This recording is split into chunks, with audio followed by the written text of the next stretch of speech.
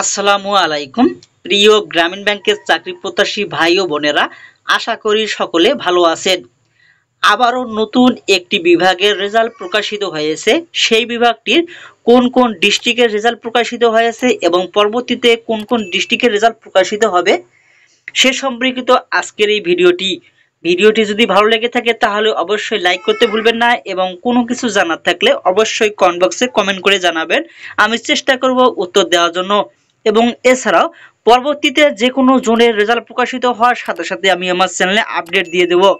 আপনি যদি আমার চ্যানেলে নতুন হয়ে থাকেন তাহলে অবশ্যই চ্যানেলটি সাবস্ক্রাইব করে বেল বাটনটি বাজিয়ে রাখবেন যাতে পরবর্তী নোটিফিকেশন সবার আগে আপনি পেয়ে যান।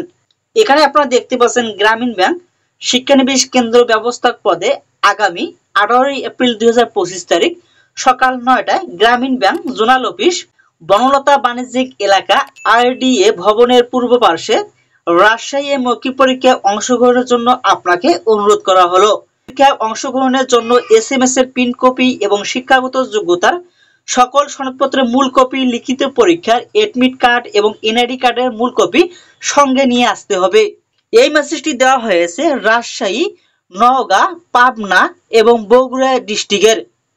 এখানে 2 দিন ব্যাপী ভাইভা অনুষ্ঠিত হবে 18 এবং 19 তারিখ। কারো কারো মৌখিক পরীক্ষার ডেট পড়েছে 18 তারিখ এবং কারো কারো 19 তারিখ। আমি আবারও বলছি, রাজশাহী, পাবনা, নওগাঁ এবং বগুড়া ডিস্ট্রিক্টের এই মেসেজটি দেওয়া হয়েছে। মৌখিক পরীক্ষা অনুষ্ঠিত হবে 18 এবং 19 তারিখ। পরবর্তীতে যে বিভাগের রেজাল্ট প্রকাশিত হবে সাথে সাথে আমি আমার চ্যানেলে আপডেট দিয়ে দেবো।